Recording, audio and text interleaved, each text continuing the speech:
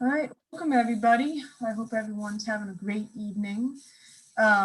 Welcome to Hood College's Keystone chapter of Mortarboard last lecture. This is the first year we're doing this, so this is really, really exciting for us. And, we really hope that this is something of a continual trend for us. I feel like we're really trying to start new traditions in this chapter, and I really want it, I really hope that this is something that ends up being continued for the future. It is my distinguished honor to be introducing our guest speaker for this evening. Dr. Kathleen Bands has been a member of the Hood faculty since 1984 and recently retired in fall of 2020. While rising through the academic ranks to full professor at Hood College with an expertise in diversity, assessment, and leadership development, she also has held a number of important administrative appointments at the college, including Associate Dean and Dean of the Graduate School and Vice President for Enrollment Management at the college. Her last appointment was as her current appointment her last appointment was as the Program Director for the Doctoral Program in Organizational Leadership. My goodness. She has taught undergraduate, master's, and doctoral level courses and has a successful track record of grant projects with emphasis on programs and leadership. It is my honor to now allow our distinguished guest, Dr. Kathleen Bands, to speak. Thank you, Jordan, and good evening, everyone.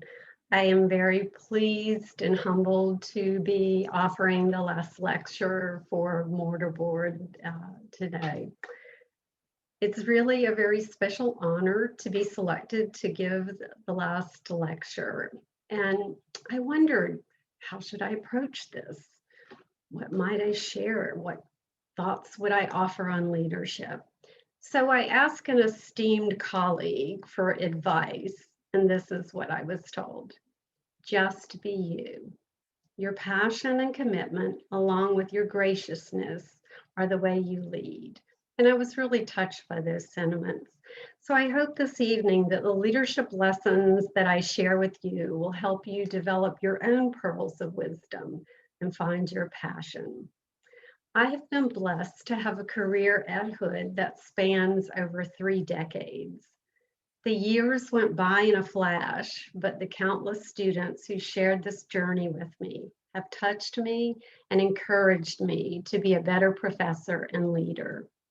For to teach is to be a lifelong learner, and to lead is to be open to learning life's lessons. It's bittersweet to speak this evening, yet I know in my heart I'm ready for the next phase of the journey. In retirement, I will be able to spend more time with family and friends and pay for my space on earth. Pearls of wisdom from my grandmother. I offer Mortarboard members heartfelt congratulations. You have already been recognized for your scholarship, for your leadership, and for your service. May you continue this journey to lead and to serve. To President Chapdelaine, senior administrators, faculty, and staff, I want to offer my sincere thanks for the leadership providing during one of the most difficult and trying times for our nation. Over the past 14 years, we have witnessed your leadership in action. Every detail of the plan was designed to keep us safe. It could not have been easy, and yet we're here today celebrating the end of a year like no other. And each of you played a role in that. Sometimes you were leading when you reminded people to wear the mask or to practice social distancing. And other times we followed the plan to keep us safe. It truly takes a college to care for and to support each other. And thank you to the alums who are here this evening. I also know that you are playing a role in keeping your organizations and those that are important to you safe. My lecture is entitled Pearls of Wisdom, Leading with Heart, Mind, and Hand. And tonight I want to offer you some of my pearls of wisdom about leadership. But in order to understand the title of my talk, I want to share for a few personal aspects of my life with you. some of my early leadership lessons. I was born and grew up in the southern part of the United States. I spent most of my time in Georgia, North and South Carolina. And there were certain qualities and expectations that we were taught that were a strong part of our Southern heritage. To this day, these early leadership lessons guide my life and have become an internal compass that I try to follow every day. I was taught, be gracious and charming, two qualities that I was told never go out of style. I was taught that you should be warm and welcoming to all. I also saw firsthand how my grandmothers and my mother made others feel special. And for being gracious, we were taught to be kind and polite. Today, we might refer to this as civility or etiquette or simply good manners. Now, charming is a little more difficult to put into words.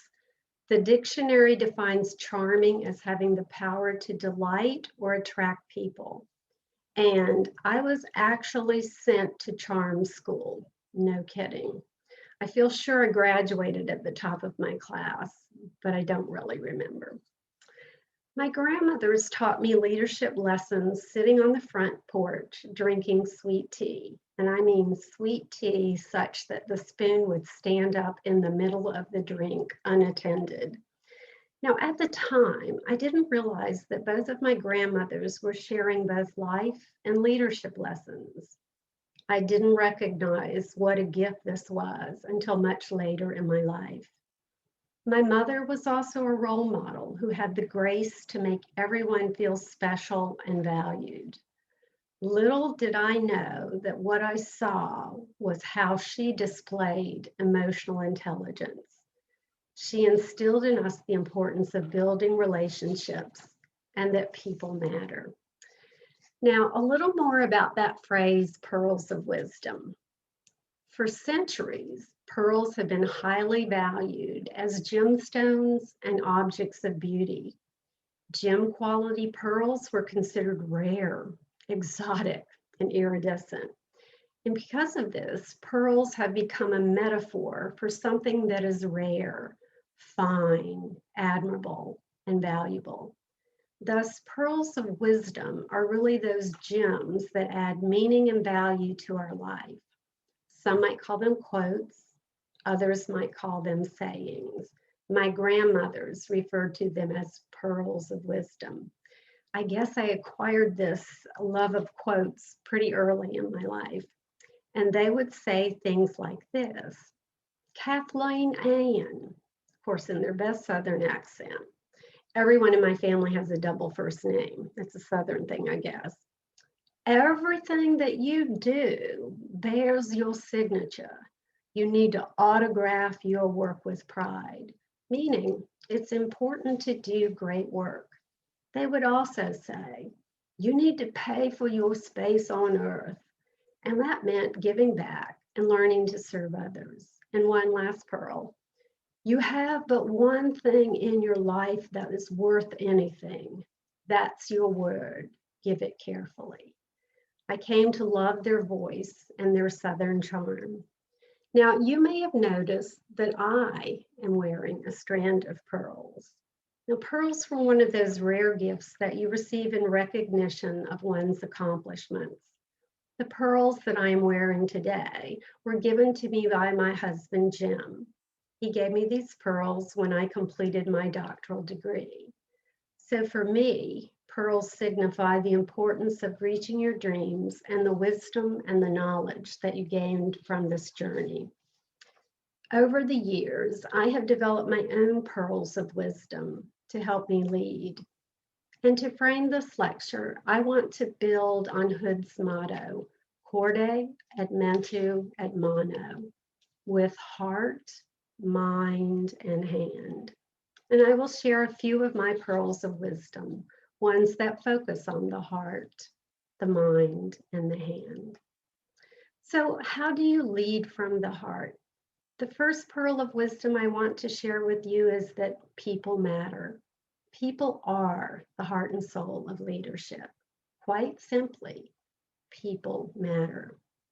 Now, earlier I mentioned my mother, who has extraordinary emotional intelligence. And we often hear about leaders today who are very self-aware, but they also have a rich knowledge of how to work with people. For those leaders seem to understand that when you treat people with courtesy, dignity, and respect, nothing is impossible. And again, I witnessed how the women in my family displayed the importance of people and relationships. In her best Southern accent, I can still hear my grandmother saying, Kathleen, Kathleen Ann, if you ask someone to do something for you, then you need to acknowledge it. Now, there was an addendum to this, and the addendum was this: if it took someone more than 5 minutes to do what you asked, you had to find a suitable way to thank them. And for them, that meant a handwritten note. For so many Christmases and birthdays, I was given a set of thank you notes or monogrammed note cards. As a child and a young adult, I can honestly say it wasn't my favorite gift. I did not understand the true meaning of showing appreciation until much later in life. And yet, knowing the importance of acknowledging others has meant more to me over the years than perhaps any other tangible gift that they gave me. In a world that thrives on short, terse texts, emails, emojis, and brevity, taking the time to write a note lets others know how you appreciate and value them. In fact, Maya Angelou said it best. People will forget what you said. People will forget what you did, but people will never forget how you made them feel. In today's world, it's hard to find time to write a note, but it's so much more than just a note. It's about building relationship. And it doesn't have to be a note. Pick up the phone or stop by, share a message in person. My motto, though, has become a committed card and note sender. I write notes because it matters to me. Sometimes we don't even realize the importance of simple gestures. Upon retiring, I've had some meaningful conversations with students, alums, faculty, and staff over the last several months. Several times when Zooming with students, they showed me the welcome note I sent them when they entered the doctoral program. They have it displayed in their office, and they say they keep it there to remind them of how much excitement is ahead as they pursue their dreams. In fact, President Kathleen wrote me a note when I announced my retirement. As college president, I can only imagine how full her days and nights are, and yet she took the time to write and share her thoughts with me. I placed her note in my memory box, a thing to remind me about Hood and about leadership. If writing cards isn't your style, then find something personal that resonates with you to acknowledge and recognize others. If you see an article about someone's interest or hobby, or even see their picture in the paper, cut it out and attach a Post-it note and send it to them. You don't need to write much on a Post-it note. The action conveys your interest in them. There are countless ways to show appreciation. It certainly doesn't need to be my way, but I challenge you, find your own pearls of wisdom about showing that people matter. The second leading from the heart message I'd like to share with you also centers around people. My family taught me it was human nature to want to feel valued. They referred to this as the invisible badge. The invisible badge says, make me feel special. So you make people feel special by getting to know them, about listening to what they share, about observing their environment and finding what matters to them. You can even tell a great deal about a person just by looking at their office or what's on display. And Zoom has certainly given us an entree into people's world in a way we might not have experienced beforehand. But to me, you can make people feel special in any number of different ways. Spend time with them. Celebrate the big and the small things in life. But whatever you do, it needs to be authentic. It needs to be who you are. For example, those of you who know me know that I love office supplies. Some even think it's an addiction. I don't think it's quite that bad. Anyway, I love Post-it notes, colored folders, fun and colorful paper, pens, pencils, notepads, the list goes on and on. But I've often used them as themes in my teaching so that when you walked into one of my classes, it might not resemble a traditional classroom. I hope it was inviting. I hope it was colorful. I hope it made you think, wow, this syllabus is really different. Gift bags sitting in front of your space with a note, don't pee, not right now. Anyway, it was my way of saying, I want my students to feel special. I care about this course.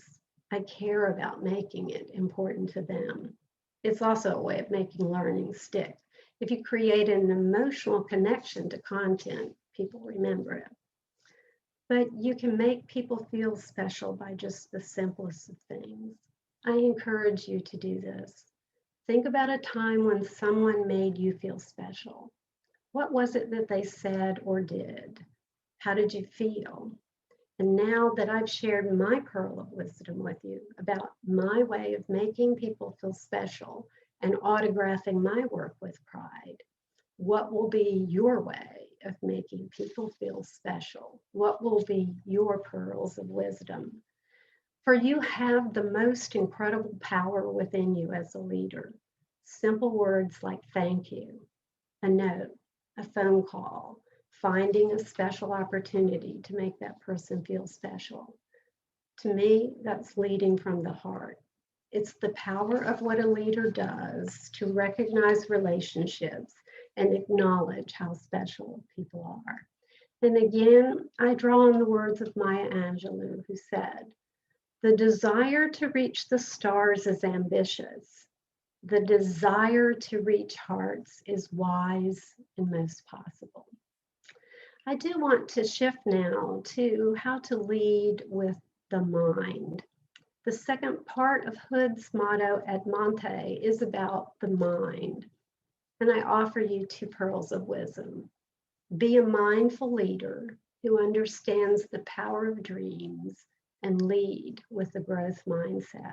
Let me explain a little more about those two. Today, more than ever, it's important to be mindful. A mindful leader brings focus, clarity, creativity, and compassion. A mindfulness is not simply about stress reduction or taking deep breaths. It's a methodology that trains your mind to strengthen its capabilities. It's about the power of reflection. Step back, seek to understand. It's about seeking more knowledge and wisdom. It's about becoming a lifelong learner, and for me, a lifelong reader. For books bring you on a journey to new places, new ideas, new concepts, and books can help you dream. Life is truly about realizing your dreams. In leadership, we call this visioning. You do want to create your dreams twice. Once in your mind when you see and vision what it's actually going to be like, and then once when you create it. Stephen Covey, author of The 7 Habits of Highly Effective People, says that's habit number 2. Begin with the end in mind. Visualize what that dream will look like, feel like, experience it, because dreams are the GPS to your future. Eleanor Roosevelt said, the world belongs to those who believe in the beauty of their dreams. So what are your dreams for your future in 5 years, in 10 years?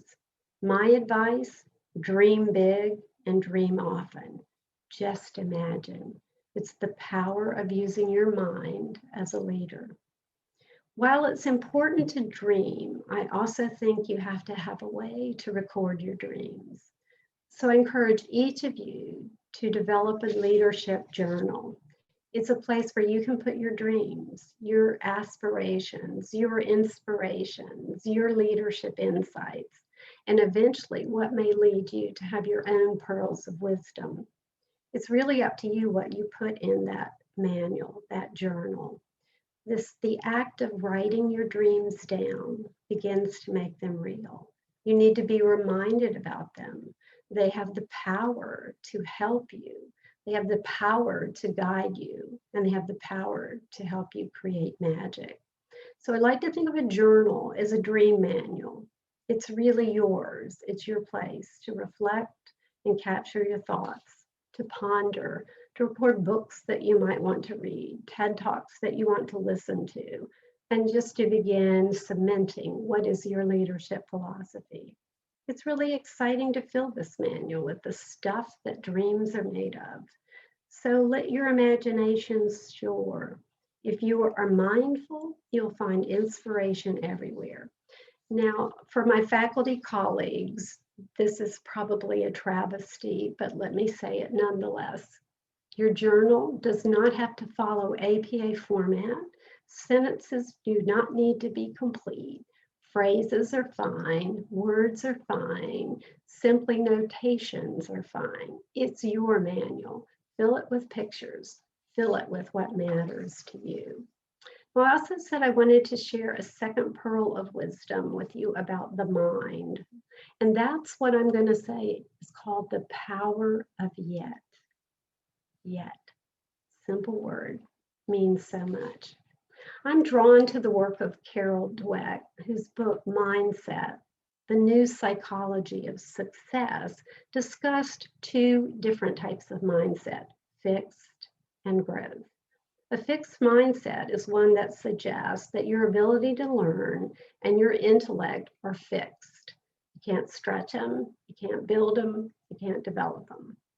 A growth mindset, on the other hand, suggests that you can become better at anything that you work towards mastering. And to me, that is the powerful aspect of a growth mindset. It's what Dweck calls the power of yet.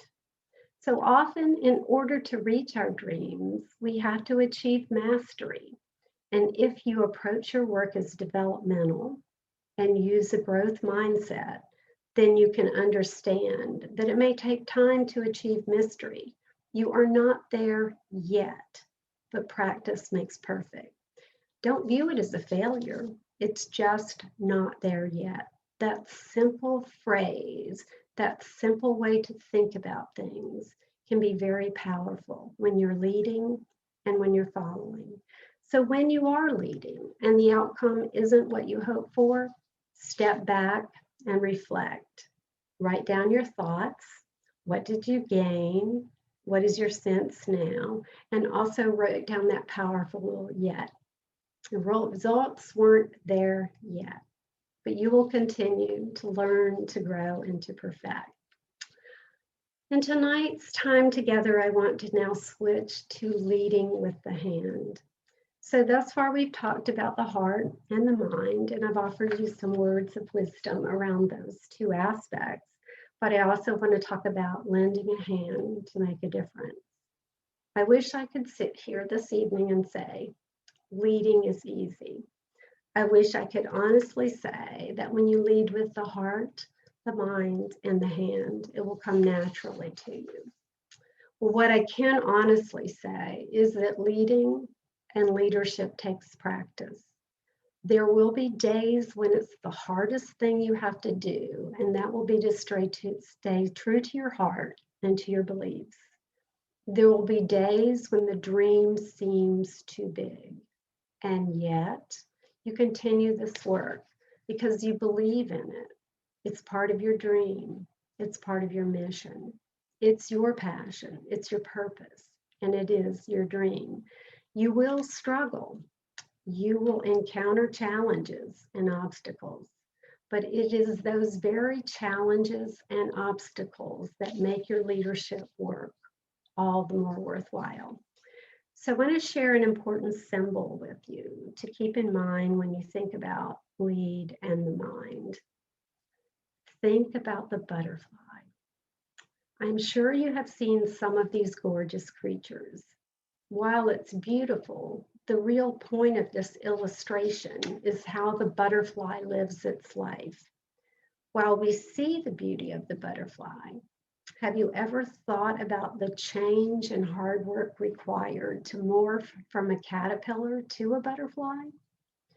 If you were to try and assist the caterpillar and to make it easy for them, the transformation will not take place. It is through this very struggle to emerge and through this difficulty that the butterfly emerges. The butterfly must want to fly so badly that it gives up being a caterpillar. In many ways, any dream worth achieving takes hard work and struggle. Some days it'll feel like a diamond, shiny and bright. Other days, a stone, a rock where you don't see the beauty yet. Another one of my grandmother's pearls of wisdom. So to the class of 2021, it will soon be time to emerge and spread your wings.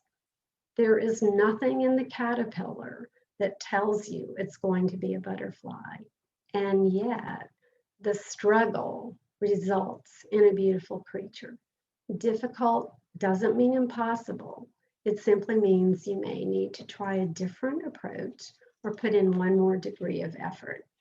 The wings of transformation are born on patience and struggle. At any given moment, you have the power to say, this is not how the story ends, and continue. Heart, mind, and hand, they will help you achieve your dreams. They can also help you develop your personal leadership style. No doubt it will evolve around people and relationships. No doubt there will be a vision involved. No doubt you will use your mind to learn, to grow, and to develop. And you will lend a hand to what matters most. But it's also about developing your own pearls of wisdom, those rare gems that will come to mean so much more to you as you lead. So tonight, I shared a few of my pearls with you, my pearls of wisdom. People matter. Be gracious and charming, and develop your own personal way to say thank you.